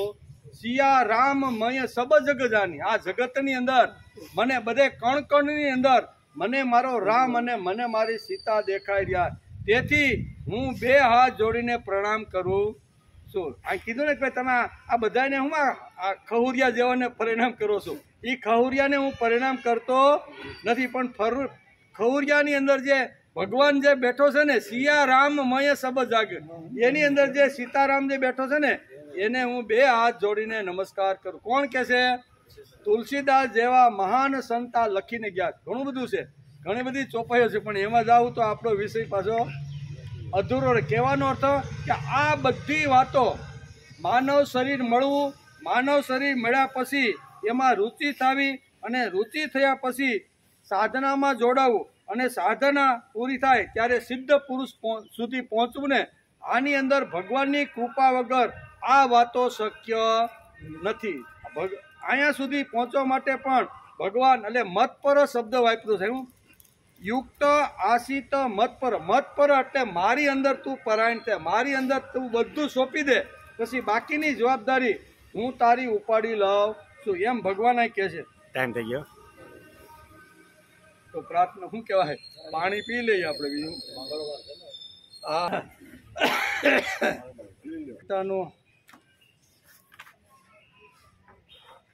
કહેવાય અભ્યાસ કરી છે અને 121મો દિવસ પૂરો થયો, બરોબર ને? એટલે એની અંદર આપણે શ્રીમદ ભગવદ્ ગીતાના 2જા અધ્યાય સાંખ્ય યોગના 61મા શ્લોકની અંદર આજે આપણો વિચાર ચાલી રહ્યો છે. એમાં બહુ સરસ રીતે ભગવાન અર્જુનને 3 વાતો સમજાવે છે.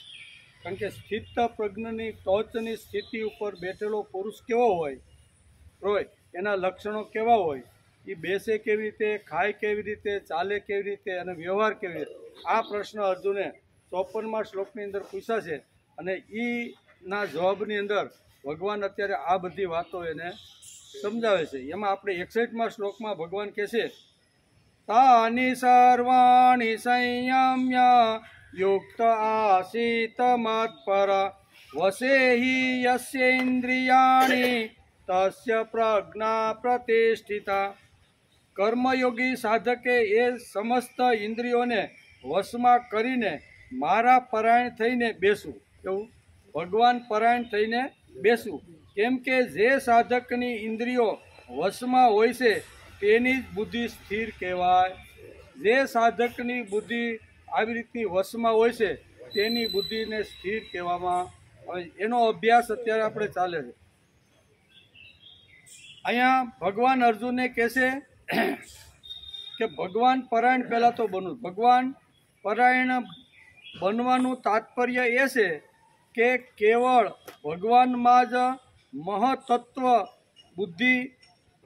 બુદ્ધિ હોય તે ભગવાનના ચરણમાં મૂકવાનો પ્રયત્ન કરવો જોઈએ. તેથી કેવળ ભગવાનમાં જ મહત્ત્વ બુદ્ધિ હોય કે ભગવાન જ મારા છે અને હું ભગવાનનો છું, આ 2 વાતો. ભગવાન મારા છે એ ભક્તિ, ભગવાન બધાયના છે એ જ્ઞાન. જ્ઞાન અને ભક્તિમાં આટલો ફેર ભગવાન મારા છે, બીજા કોઈના. મીરાબાઈ શું કહેતી હતી, આ મૂર્તિ તમને કોઈને મળે, આ ભગવાન તો મારો છે, બરોબર ને. ભગવાન બધી જગ્યાએ છે, બધામાં છે, એને જ્ઞાન કહેવાય. અને ભગવાન મારો જ છે એને કહેવાય ભક્તિ. હવે આમાં ક્યાં આગ્રું છે? ભગવાન કેવો છે એ કોઈનો બીજાનો હશે એ મને ખબર નથી, પણ ભગવાન મારો છે. આ બે વાતો અહીં કહે છે કે હું ભગવાનનો છું અને ભગવાન મારો છે. મારો નથી એટલે કે સંસાર મારો નથી. એમ સંસાર તો આજે છે ને કાલે ભાંગી પણ જાય. સંસાર મારો નથી, કારણ કે ભગવાન નિરંતર મારી સાથે રહે છે. ભગવાન જ 24 કલાક મારી સાથે રહે છે. સંસાર મારી સાથે રહેતો નથી. આ રીતે સાધકનું હું પણ કેવળ ભગવાન લાગેલું હોય તેની બુદ્ધિ તસ્ય પ્રજ્ઞા પ્રતિષ્ઠિતા. આમ ભગવાન આ શ્લોકની અંદર કહે છે. ગઈકાલે આપણે 60મા શ્લોકમાં વિપચિત્ત એટલે જ્ઞાની અને યતત એટલે પ્રયત્નશીલ બંનેનું વર્ણન ભગવાને કર્યું હતું. તેનો વિચાર આપણે ગઈકાલે થોડોક કર્યો. માણસ ખંતપૂર્વક પ્રયત્ન જરૂર કરતો હશે, પણ કેવલ પ્રયત્નથી ફાયદો થતો. પ્રયત્ન તો આ જગતમાં બધા જ લોકો સુખી થવા માટે, બરાબર, શાંતિ લેવા માટે બધા જ લોકો પ્રયત્ન કરે કે નહીં. મને શાંતિ મળવી જોઈએ, મને સુખ મળવું જોઈએ, મને વૈભવ મળો, એના માટે તો રાત દિવસ આપણે બધા પ્રયત્ન કરીએ છીએ ને. પણ બધાને અહીંયા સફળતા મળતી નથી. એમ કે પ્રયત્નની સાથે જ્ઞાન હોવું જરૂરી છે. કેવું? માણસ પ્રયત્ન કરે તો એની સાથે જ્ઞાન હોવું જરૂરી છે. સમજો કે આપણે અહીંથી સૌરાષ્ટ્રમાં જઈએ છીએ, 4 વ્હીલ છે, 4 જણા બેઠા છીએ અંદર, અને ભરૂચ આવતા આપણી ગાડી બગડી એટલે શેઠ પોતે ઉતરી પાના પકડ લઈ અને બોનેટ ખોલી અને કહે છે, ભાઈ આમાં ક્યાં આગોડ આવી, ભાઈ હું ગાડી બંધ કેમ પડી? એ આય પાનું લગાડે ને ત્યાં પકડ લગાડે, 3 કલાક સુધી મહેનત કરે, પણ ગાડી ચાલુ થતી નથી. મહેનત કેટલી કરી, પ્રયત્ન કેટલો કર્યો ભાઈ? 3 કલાક સુધી. પછી એમ થયું કે હવે આપણે આમાં કાંઈ હાલે એમ નથી. ફોન કરે ને બાજુમાં કોઈ કારીગર હોય ને એને બોલાવે. એ 15-20 મિનિટમાં કારીગર આવે અને 5 મિનિટમાં આપણી ગાડી ચાલુ કરીને રવાના કરીએ કે નહીં. આ શું થયું? જ્ઞાન છે, પણ એ જ્ઞાન હોય તો માણસની ગાડી ચાલુ થાય. જ્ઞાન વગરનો ગમે તેટલો પ્રયત્ન કરો, ક્યાં પ્રોબ્લેમ છે, કઈ નળીમાં અગવડ છે, ક્યાં આના શેડા છૂટી, એ જો જ્ઞાન ન હોય અને 3 કલાક સુધી માણસ જો મહેનત કરે ને તો એ મહેનત બધી નિષ્ફળ જાય છે. તેથી ભગવાને બહુ સરસ રીતે બંને વસ્તુ સાથે રાખવાની કીધી કે માણસે પ્રયત્ન પણ કરવો જોઈએ, અને એ પ્રયત્નની અંદર હું સફળ થયો છું એનું કારણ ભગવાન મારી જોડે હોય તો જ હું સફળ થાવ, નકર સફળ થતો નથી. આ જ્ઞાનની ઉચ્ચ ટોચની સ્થિતિ ભગવાને અહીંયા 60મા શ્લોકની અંદર એનો આપણે વિચાર કરતા હોય. તેથી જ્ઞાન વગરનો પ્રયત્ન ફોગટ જાય અને પ્રયત્નહીનનું જ્ઞાન પણ ફોગટ જાય છે. જ્ઞાન અને પ્રયત્ન બંને હોવા જોઈએ. જ્ઞાની તેમજ પ્રયત્નશીલ માણસ ઇન્દ્રિયોને વિષયોથી આગી રાખી શકે છે, બરોબર ને. જ્ઞાનથી જે આપણા વિષયો છે, ઇન્દ્રિયો છે, એ ઇન્દ્રિયોને ભોગથી જો દૂર રાખવાની હોય તો એના માટે જ્ઞાન જ ખૂબ જ મહત્વનો ભાગ ભજવે છે. પણ ઇન્દ્રિયાણી પ્રમાતિની હરંતી પ્રસભમ મનમ. આમ ભગવાન કહે છે. શું કહે છે? ઇન્દ્રિયાણી પ્રમાતિની હરંતી પ્રસભમ મન. ઇન્દ્રિયો જીવાત્માને એટલે કે જીવાત્માને કચડી નાખે છે, હેરાન કરે છે, એમાં શંકા નથી.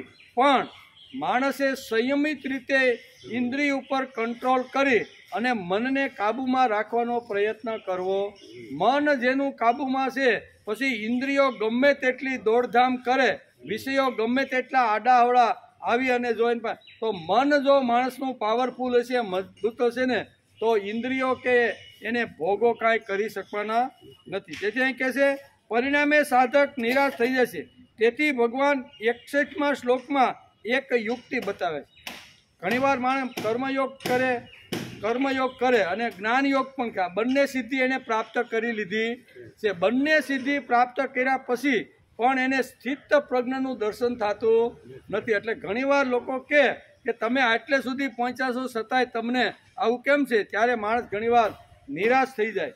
અને નિરાશ ન થાય તેથી ભગવાને અહીંયા સાધકને માટે 61મા શ્લોકની અંદર એક શબ્દ વાપરી અને મત પરત્વ તારી પાસે જ્ઞાનની ટોચ હશે, તારી પાસે કર્મયોગ જબરજસ્ત હશે, અને કર્મયોગ અને જ્ઞાનયોગ બે હશે, પણ છતાંય તું સિદ્ધિને પ્રાપ્ત થવાનો નથી. સિદ્ધિ જો પ્રાપ્ત કરવાની હોય ને તો ભગવાન કહેશે કે એક શબ્દ અંદર બીજો ઉમેરવાની જરૂર છે. અને તે એટલે અહીં કીધું ને, તે એટલે આશિત મત પર, એટલે મારા પરાયણ થઈને બેસવું.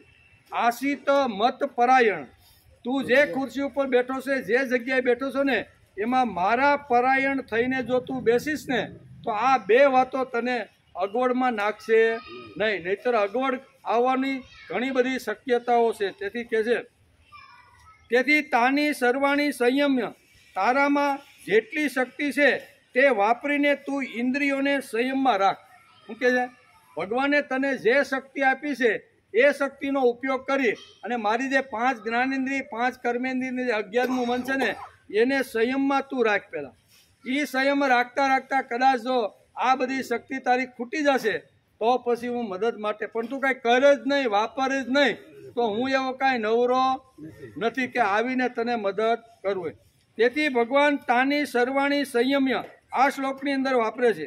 જેટલી શક્તિ છે તે વાપરીને તું તે ઇન્દ્રિયોને સંયમમાં રાખ, અને પછી યુક્ત સન મત પર, પછી આશિત મત, અને પછી તું મારી સાથે જોડાઈ જા, મારા પરાયણ થઈ જા. એટલે ભક્તિ, આ ત્રીજી વાત કીધી છે કે ભક્તિ વગર ગમે તેટલો કર્મયોગ હોય, ગમે તેટલો જ્ઞાન યોગ હોય, બે હોય અને ભક્તિ ન હોય તો બંને સફળ થતા નથી. કદાચ ટોચની સુધી પહોંચી ગયો હોય જ્ઞાની માણસ તો પણ નીચે પડવાની ખૂબ જ શક્યતાઓ છે. પુરાણમાં આવા ઘણા બધા ઋષિઓના દાખલા આપણે જોયા છે, ઘણા બધા સંતોના ચરિત્રો આપણે જોયા છે કે ટોચની સ્થિતિ ઉપર પહોંચ્યા પછી એ લપસી અને કામના છે, વાસના છે, ભોગ છે, એની અંદર માણસ ફસાઈ જાય છે. તેથી મતપર એટલે કે આશિત તું યુક્ત થઈ અને મારા પરાયણ બની જા. જીવાત્મા પાસે જ્ઞાન શક્તિ અને ક્રિયા શક્તિ આ બે શક્તિઓ છે. તમે જ્ઞાન શક્તિની સમજણ મેળવી અને ક્રિયા શક્તિથી બધું આખું ઊભું કર્યું. જ્ઞાન શક્તિથી સમજણ મેળવી કે ભાઈ મારે મારી ઇન્દ્રિયોને કેવી રીતે વાપરવી,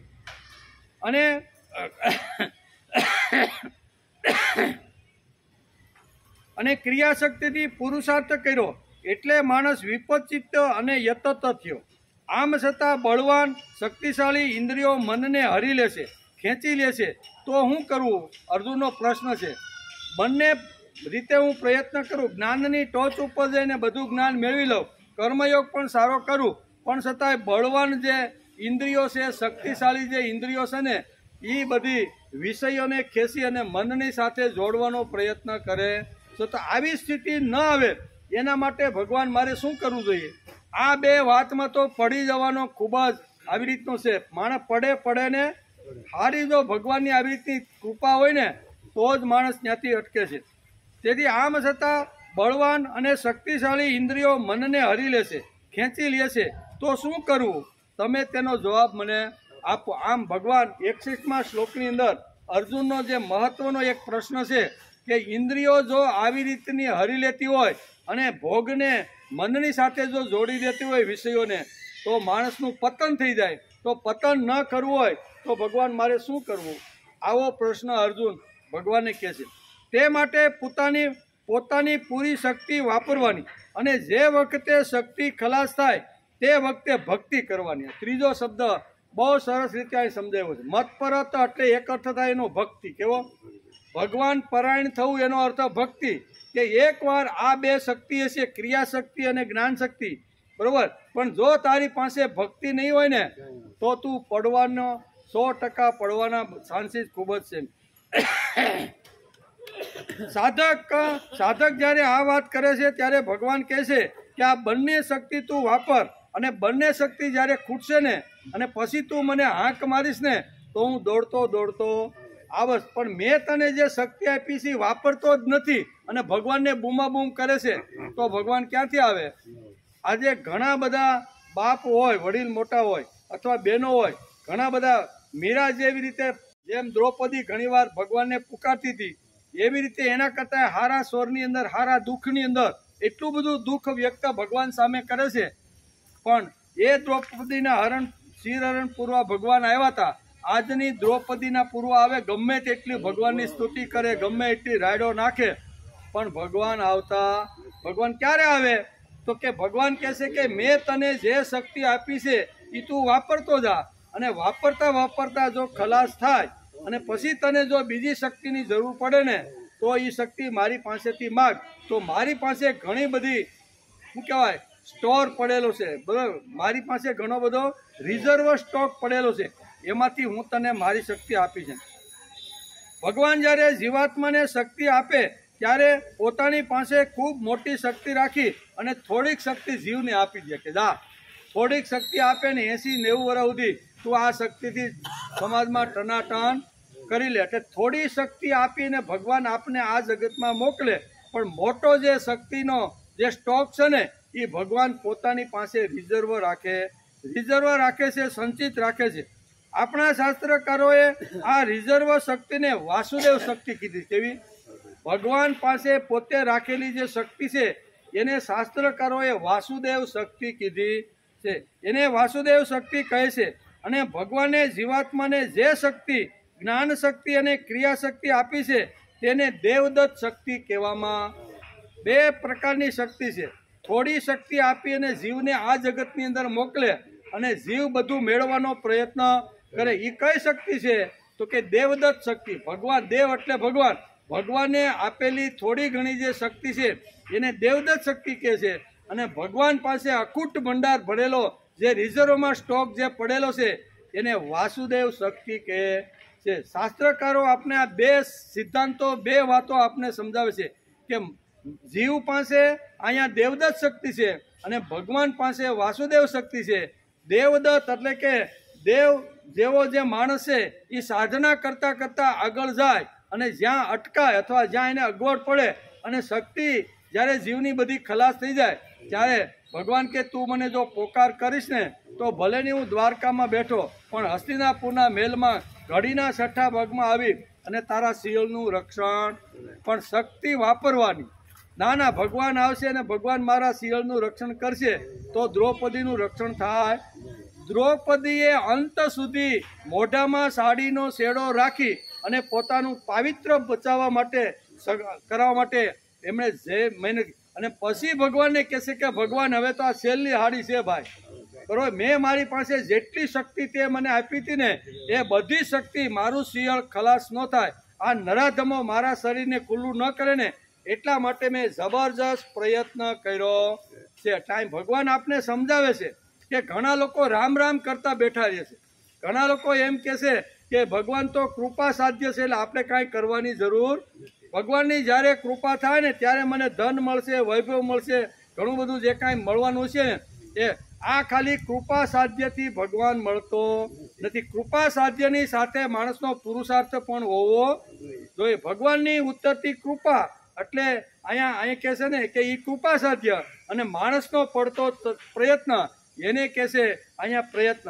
આ બંને વાતો જ્યારે ભેગી થાય ત્યારે કોઈ પણ માણસને સફળતા મળે છે. તેથી અહીં કહે છે કે આપણી પાસે જે શક્તિ છે તે શક્તિ કોની છે ભાઈ? આપણે બધા પાસે શક્તિ તો છે જ કે નહીં? જેની શક્તિથી આપણે શાંતિથી અહીંયા શ્રીમદ ભગવદ્ ગીતાના આવા વિચારો આપણે સાંભળી રહી છે તો એ કોની શક્તિ છે ભાઈ? એ કોઈ મને શક્તિ આપેલી છે અને એ શક્તિ આપ્યા પછી કોઈ મને સંભાળવા વાળું છે તો જ આપણે શાંતિથી ખુરશી ઉપર બેસી અને સારામાં સારું શ્રવણ કરી શકીએ, નકર કરી શકતા નથી. આપણી પાસે જે શક્તિ છે તે શક્તિ કોની છે? તે ભગવાને દેવે આપેલી છે. કેવી?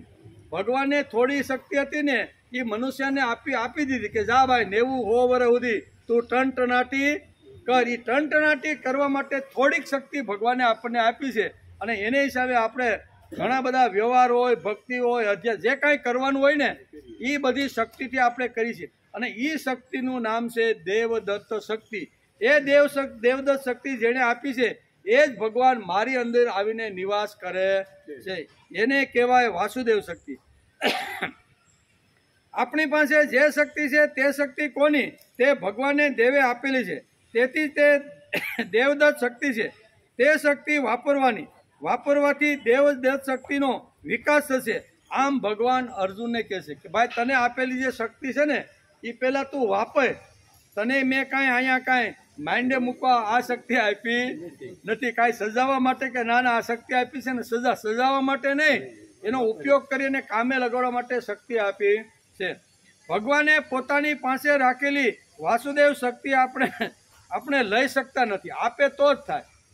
પણ આપણે તો દેવદત્ત શક્તિ આપી દીધી, પણ વાસુદેવ શક્તિ ભગવાનની કૃપા થાય, ભક્તિની ટોચ ઉપર માણસ જ્યારે જાય ને ત્યારે જ ભગવાન એ શક્તિ માણસને આપે છે. એમ કે બે હાથમાં આપણે કેટલી શક્તિ લઈ શક્યું, એટલે જ્યારે જ્ઞાન શક્તિ અને ક્રિયા શક્તિ ઓછી પડે છે ત્યારે ભક્તિની શરૂઆત માણસે કરી દેવી. બે શક્તિ વાપરું છું છતાંય ભગવાન મારો વિકાસ થતો નથી. રોજ ભગવાન આ બે શક્તિ વાપરી અને ધ્યાન ધરી અને તને મનની અંદર બેસાડવાનો પ્રયત્ન કરતો નથી. પણ ધજાની પૂંછડીની જેમ મન તો ચારે બાજુ આવી રીતનું ઘૂમતું રહેલું છે. પણ ભગવાન મારો પ્રયત્ન ચાલુ છે. તેથી આવી રીતનો પ્રયત્ન જ્યારે પૂરો થાય ને ત્યારે માણસે ભગવાનને હાંક મારી અને વાસુદેવ શક્તિની માગણી કરવી જોઈએ. બે હાથમાં આપણે કેટલી શક્તિ ભાઈ રાખી શકીએ? ભગવાન જો આપવા માંડે ને, ઘણીવાર પાંડુરંગ શાસ્ત્રી દાદા પોતાના પ્રવચનમાં ઘણીવાર કે ભગવાન જો આપણને આપવા લાગે ને તો આપણા બે હાથ પણ એને શું કહેવાય ઝીલી શકતા ન. પકડી અને સંપત્તિ પકડવાનો પ્રયત્ન કરે તો 1000 હાથવાળો જ્યારે લેવા લાગે ને ત્યારે તે બે હાથમાં પકડેલી સંપત્તિ એ હરણ કર્યા વગર રહેતો. બે હાથમાં પકડેલી સંપત્તિ ભગવાન કે હવે ખેંચી લેવી છે એટલે ભગવાન 1000 હાથથી ખેંચે. હવે 1000 હાથથી ખેંચવા વાળો જે ભગવાન છે એ બે હાથમાં રહેલા જીવની કેટલી વાર ખેંચી રાખે? ભગવાન ખેંચી જ લે.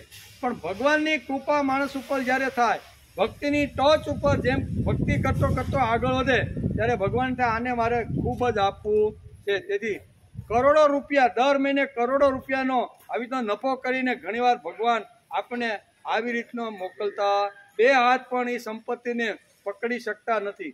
અહીં કહેશે તેથી કહેશે બે હાથમાં આપણે કેટલી શક્તિ રાખીશું. એટલે જ્યારે જ્ઞાન શક્તિ અને ક્રિયા શક્તિ ઓછી પડે ત્યારે ભક્તિની શરૂઆત માણસે કરી દેવી જોઈએ. આપણે જેટલી બુદ્ધિ શક્તિ, વિત્ત શક્તિ અને ક્રિયા શક્તિ આ ભગવાનને આપેલી જબરજસ્ત શક્તિઓ છે, એ શક્તિને માણસે વાપરવાનો પ્રયત્ન કરવો જોઈએ. આપણને ભગવાને બુદ્ધિ શક્તિ, વિત્ત શક્તિ, ક્રિયા શક્તિ આપી છે તે વાપરતા જઈશું તેટલી વધુ ને વધુ શક્તિ ભગવાન આપણને આપતા જશે. આપણે બધા ખેડૂતને આ દ્રષ્ટાંત સમજાય કે ખેડૂત તો શિયાળાના દિવસો છે, 20 વીઘાનું ખેતરમાં વાવેતર કરેલું છે, ઘઉં સરસ વાવેલું છે, પણ કૂવાની અંદર પાણી અહીંયા 2.5 કલાક જ ઉલાળો હાલે. સવારમાં 2.5 કલાક અને પાછો 5 વાગે જાય ને ત્યારે પણ 2.5 કલાક. એટલે શું કરે? બાપા દીકરાને મોકલે કે ધારવાળા ખેતરે તારે જવાનું છે, આ હેન્ડલ પણ ત્યાં બાજુમાં પડેલું છે, ઉલાળો કાઢી લઈએ, 2.5 કલાક સુધી આ જે નીક છે ને ત્યાંથી પાવાનું બાકી છે ને એ તું પાઈને આવજે. 2.5 કલાક સુધી કૂવામાંથી પાણી ખેંચે. કેટલું? 2.5 કલાક સુધી ચાલે એટલું પાણી કૂવામાં સ્ટોર થઈ ગયું હોય છે. અને એ 2.5 કલાક સુધીમાં બધું ફૂટવાલ સુધી પાણી જાય ત્યાં સુધી એમાંથી આપણે ખેંચી લઈએ કે નહીં. અને પછી 12 સાડા 12 વાગે ઘેર આવે, ખાઈ પીને ઊંઘે અને પાછો બાપા કે ભાઈ પાછો ઉલાળો પાછો ભરાઈ ગયો હશે. કાઢ્યું તો આવ્યું ક્યાંથી ભાઈ? પ્રશ્ન આપણે એ થાય કે એકવાર ગુલેસી લીધું તો આવ્યું ક્યાંથી? તો કે જેમ જેમ વાપરતા જાવ, જેમ જેમ કાઢતા જાવ ને એ ભગવાન પરમ કૃપાળુ છે, એ આપણે આપે. પણ આપણે એટલું પકડી રાખી, એટલું પકડી કોઈને આપીશ ને મારું ખલાસ થઈ જાય તો. એટલે અહીં પાંડુરંગ શાસ્ત્રી અહીંયા આ દ્રષ્ટાંત આપે છે કૂવાનું. કૂવામાંથી જેટલું પાણી ખેંચી 3-4 કલાક પછી એટલું જ પાણી એની અંદર આવી જ જાય છે. આ આપણા બધાની સહજ સામાન્ય સંબંધ છે. આવી વાત પાંડુરંગ શાસ્ત્રી પોતાના પ્રવચનમાં ઘણીવાર આ દ્રષ્ટાંત આપી અને મત પરત્વ કેવી રીતનું બની શકાય એ સમજાવે છે. પછી એટલે કે વાપરવાથી જેમ બુદ્ધિ શક્તિ ખીલે છે તેમ વિત્ત શક્તિ અને ક્રિયા શક્તિ ખીલે. શાસ્ત્રમાં એક સરસ મજાનો શ્લોક છે, ન ચોરહાર્યમ ન ચ રાજહાર્યમ ન ભાતૃભાજમ ન ચ ભારકારી વ્યય કૃતે વર્ધતે એવમ વિદ્યા ધનમ સર્વધનમ પ્રધાનમ. આ ધન એક એવું છે કે જે બધા ધનોની અંદર પ્રધાન એટલે મુખ્ય એમાં બધું જ પછી એમાં બધું આવી જાય. પણ પ્રધાન ધન કયું છે? જ્ઞાન. પ્રધાન ધન કયું છે? વિદ્યા. પ્રધાન ધન કયું છે? કે આવી રીતે જ્ઞાન શક્તિ. એટલે અહીં કીધું એ જ્ઞાન શક્તિ એવી છે, પ્રધાન ધન એવું છે કે એને ન ચોર હાર્યમ, ચોર ચોરી શકતા નથી. બાપને 4 દીકરા હોય અને પછી હરખે ભાગે જમીન અને જે કાંઈ હોય હરખે ભાગે પાડી જાય, પણ જે ભાઈની અંદર અક્કલ, હોશિયારી, બુદ્ધિ અથવા જ્ઞાન વધારે હોય તો એનો ભાગ પાડે કે ના તારી અંદર આટલું જ્ઞાન છે ને મને થોડોક ભાગ આ. એટલે ભાઈઓ ભાગ પાડી શકતા નથી, ચોર એને હરી જઈ શકતું નથી. ન ચોર હાર્યમ ન ભાતૃભાજ્ય. ભાતૃ એટલે ભાઈ એનો ભાગ પાડી શકતો નથી, ચોર એને લૂંટી જતું નથી. ન ચોર હાર્યમ ન ચ ભાતૃભાજ્ય ન ચ ભારકારી. વજનદાર છે વજનદાર તો કાંઈ ખોપરીમાં પડેલું છે ભાઈ. ક્યાં પડેલું છે? એનો વજન લાગતો નથી. નકર 20 કિલો વજન લઈને આપણે હાલીએ એક જગ્યાએ તો એનો વજન આપણે લાગે. પણ આ ધન એવું છે કે જે ધનનો વજન પણ લાગતો નથી. ન ચોર હાર્યમ ન ચ રાજ્ય હાર્યમ ન ભાતૃભાજ્યમ ન ચ ભારકારી. રાજા પણ એને લઈ શકતો. રાજા લઈ શકે? સંપત્તિ હોય તો કે ભાઈ તમે આટલી કર ચોરી કરી છે ને, હાલો આટલો દંડ ઠોકો, કે નહીં? રાજા આપણો જો કર ચોરી કરીને ધન જો ભેગું કર્યું હોય અને રાજાને જો ખબર પડે તો એ ચોરી જાય. પણ બુદ્ધિ શક્તિ છે, જ્ઞાન શક્તિ છે, એને રાજા પણ ચોરી શકતો. બહુ સરસ આ શ્લોક છે. ન ચોર હાર્યમ ન ચ રાજ હાર્યમ ન ભાતૃભાજ્યમ ન ચ ભારકારી વ્યય કૃતે વર્ધતે. જેમ જેમ જ્ઞાન શક્તિને વાપરતા જાઓ, બુદ્ધિ શક્તિને વાપરતા જાઓ, વિદ્યાને જેમ જેમ વાપરતા જાઓ ને એમ ધન, જે વિદ્યારૂપી જે ધન છે ને એ આપણું ઉજળું થતું જાય. કેવું ઉજળું થતું હોય? તેથી આ શ્લોકની અંદર કહે છે કે વિદ્યા ધનમ સર્વ પ્રધાનમ. બધા ધનો દુનિયાના જે કાંઈ હશે ને એની અંદર કોઈ પ્રધાન જો ધન હોય ને તો એ જ્ઞાન શક્તિ છે, વિદ્યા શક્તિ છે. એટલે વિદ્યા શક્તિ અને જ્ઞાન શક્તિને સંભાળવાનો પ્રયત્ન કરવો જોઈએ. તેથી ભગવાન અહીં વિપચિત્ત શબ્દ વાપર્યો છે. કેવો? વિપચિત્ત એટલે જ્ઞાનની ટોચ ઉપર જે સિદ્ધ પુરુષ જે પહોંચી ગયો છે ને, પણ એની પાસે મોટો કર્મયોગ હશે, મોટું જ્ઞાન હશે, પણ એની પાસે જો ભક્તિ નહીં હોય ને તો ઘણી બધી અહીં કહે છે ને વસેહી યશેન્દ્રિયાના, એની ઇન્દ્રિયો એટલી બધી પાવરફુલ છે કે જ્ઞાની પુરુષને પણ વિષયોની અંદર ખેંચી અને મનની અંદર આવી રીતનો જોડવાનો પ્રયત્ન કરે છે. તેથી બહુ ધ્યાન રાખવાની જરૂર છે. ભક્તિ વગર માણસની આ વાતો ટકતી નથી. તેથી આ શ્લોકની અંદર આ વાત કહે છે, વાપરવાથી જેમ બુદ્ધિ શક્તિ ખીલે છે તેમ વિત્ત શક્તિ અને ક્રિયાશક્તિ પણ ખીલે છે. જે સંપત્તિ માનશે તે પોતાની વિત્ત શક્તિ વાપરે છે, તેમની સંપત્તિ 7 પેઢી સુધી કોઈ દી ખલાસ થાય. આખા રઘુ રાજાનાથી આગળના ને પછીના રાજાનો જો વિચાર કરીને તો અયોધ્યાની અંદર ક્યારેય સંપત્તિ ખૂટી નથી. મોકળા મને ને મોકળા હાથે જે લોકો જ્યાં જ્યાં જરૂરિયાત હોય ને માગવા માટે જે લોકો આવે ને તો મોકળા હાથે અહીંયા આવી રીતના રઘુકુળની અંદર સંપત્તિ આપેલી છે. તેથી જેટલી તિજોરીમાંથી સંપત્તિ આવા ભગવત કાર્યમાં, યજ્ઞીય કાર્યમાં વપરાય ને એમ ભગવાન ડબલ કરીને પાછી તિજોરીમાં આપતા જાય છે. તેથી રઘુકુળ રીતિ સદા ચલી આવી. બીજા શું કહેવાય, અહીંયા અયોધ્યા કાંડનો શ્લોક છે ને, ઘણી અયોધ્યા કાંડનો ચાલો એને આપણે જેવો એટલે કે વિત્ત શક્તિ પ્રભુ કાર્યમાં, સત્કાર્યમાં, યજ્ઞીય કાર્યમાં વાપરતા નથી તેની સંપત્તિ બીજી પેઢી સુધી ટકતી નથી. 1-2 પેઢી ટકે પણ 5-10 પેઢી ટકતી નથી. એ કોની ટકે? કે જેણે યજ્ઞીય કાર્ય, ભગવત કાર્ય કર્યું, સારા કામની અંદર સમાજનો ઉત્કર્ષ અને માણસનો વિકાસ થાય એના માટે સંપત્તિ ખુલ્લા હાથે જેણે વાપરવાનો કર્યો છે એવા રાજાની તિજોરીમાંથી ક્યારેય ધન ઓછું થતું નથી. એટલે આવા સાથ પછી રઘુ જોવો, દિલીપ જોવો, અજ જોવો, દશરથ જોવો કે રામ જોવો, બધી પેઢીનો આપણે અભ્યાસ કરીએ તો બધી જ પેઢીની અંદર ભગવાને અઢળક સંપત્તિ આપી છે. શા માટે? તો કે એની સંપત્તિ આવી રીતની પ્રભુ કાર્યમાં વપરાતી નથી. અને ભગવત કાર્યમાં જે ધન મળે, જે શક્તિ મળે એ જો વાપરતા જાય એમ આપણી સંપત્તિ પણ ઉજળી થાય, બુદ્ધિ પણ ઉજળી થાય. બુદ્ધિ નહીતર કાટી જાય. કેવી? જો વાપરીએ નહીં તો શું થાય? દાંતડી 3 મહિના સુધી નિંદામણ કરશું હમણાં, બરોબર? એ 3 મહિના નિંદામણ કરીને પછી નેવા ઉપર જ્યાં હોય છે ને ખાંસો, એમાં મૂકી દેવું, અને પછી પાછી જરૂર પડશે 6-8 મહિના પછી આપણે ઉતારશું તો શું થાય ભાઈ? કાટવાનો અર્થ ખલાસ થવું. તો કાટીને ખલાસ થવું સારું કે વપરાઈને ખલાસ થવું સારું?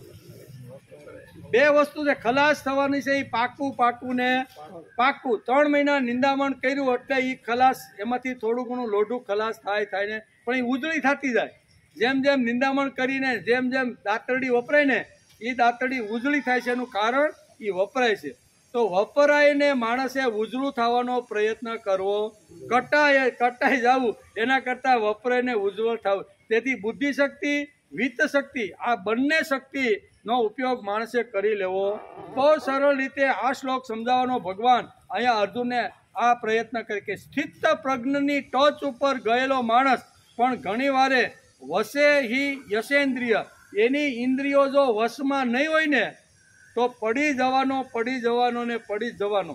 તેથી અહીંયા ત્રીજી શક્તિ ભગવાન એને આપે, કહે છે કે આ ત્રીજી શક્તિનો જે સહારો લેશે ને ભક્તિનો, એની બુદ્ધિ શક્તિ, વિત્ત શક્તિ અને શરીર શક્તિ, આ 3માંથી એકેય શક્તિ કટાતી નથી અને પડતી. ત્યાં સુધી પહોંચેલો માણસ કોઈ પડી શકતો નથી. પણ સહારો કોનો લેવો પડે? ભક્તિનો. ભક્તિ મોટામાં મોટું હથિયાર છે. અહીંયા મત પરત એટલે ભક્તિ, સંસ્કૃત શબ્દ છે, એનો અર્થ થાય છે. અને ભક્તિ એટલે ભગવાન પરાયણ. કેવો? ભગવાન પરાયણ જે જીવ છે એ જીવની શક્તિ કોઈ દી ખૂટતી નથી, અને ખૂટે તો ભગવાન આપવા માટે બેઠા છે. ભગવાન કહે મેં તને દેવદત્ત શક્તિ આપી છે, એનો તું ઉપયોગ કર, અને એ વાપરતા પછી જો ઘટશે અને તું જો અવાજ મારીશ ને તો હું દોડતો આવીશ. એમ કે વિત્ત શક્તિ, બુદ્ધિ શક્તિ, શરીર શક્તિ, ભગવાન પાસે વાસુદેવ શક્તિ છે. જેટલી શક્તિ માગતા જઈશું તેટલી શક્તિ આપને આપતા જશે. તેથી આ શ્લોકમાં તારની સર્વાણી મારા પરાયણ થઈ જા. ભક્તિ શા માટે? તો કે વાસુદેવને પ્રાપ્ત કરવા માટે, ભગવાનને પ્રાપ્ત કરવા માટે આ શક્તિ. તો અહીં પ્રશ્ન ઊભો થાય છે કે શક્તિ ખલાસ થયા પછી જો ભક્તિની શરૂઆત કરવાની હોય તો પહેલેથી ભક્તિ નહીં કરવાની? આ બધું કર્મયોગ કરે, જ્ઞાનના થોતા વાંચવા, સંતોના પ્રવચનો સાંભળવા, મહાપુરુષના સાનિધ્યમાં બેસી અને જ્ઞાન બધું મેળવું, એ જ્ઞાન મેળવા વગર અને કર્મયોગ કર્યા વગર જો પ્રભુ સુધી પહોંચાતી આ સીધું અહીં ભક્તિમાં જો લાગી જવાનું હોય તો આ બેની માથાકૂટ કોણ કરે? ઘણીવાર માણસને આ પ્રશ્ન થાય કે ભાઈ માણસ સીધો ડાયરેક્ટ ભક્તિ સુધી ન જાય તો નહીં. ભક્તિ સુધી માણસ પહોંચી શકતો. ભક્તિ સુધી જો પહોંચવાનું હોય તો આ બે તત્વો, બે હથિયાર તો માણસની અંદર હોવા તો જ માણસ મત પરત્વ થઈ શકે છે. એમ શ્રીમદ ભગવદ્ ગીતા આપને સમજાવે. તો અહીં પ્રશ્ન ઊભો થાય છે કે શક્તિ ખલાસ થયા પછી ભક્તિની શરૂઆત થાય છે, તો શરૂઆતથી જ ભક્તિ શા માટે ન કરવી? આવો પ્રશ્ન કહેતો ભાઈ આ બેને સાઈડમાં, કર્મયોગ અને જ્ઞાન યોગને તમે સાઈડમાં મૂકી દો, સીધા હાથમાં માળા લઈને ભક્તિની શરૂઆત કરો. તો ભક્તિની શરૂઆત આવી રીતની કરવાથી એ પરમ સિદ્ધિને પ્રાપ્ત થઈ શકતો નથી. એવી વાત ભગવાન કરે છે. બહુ સરસ આ શ્લોકની અંદર અહીંયા પ્રભુ સુધી પહોંચવા માટે મત પરત ભક્તિની ખૂબ જ આવશ્યકતા છે. અને ભક્તિ સુધી પહોંચવાનું હોય તો બાકીની 8 કડી, પહેલાં 8 જે તત્વ છે ને એ 8 તત્વ માણસના જીવનમાં હોવા જોઈએ. તો 9મું તત્વ જે છે ને એ પકડાય, નક્કર પકડાય. શ્રવણથી શરૂઆત કરી અને આત્મનિવેદન એટલે ભગવાનનો ખોળો.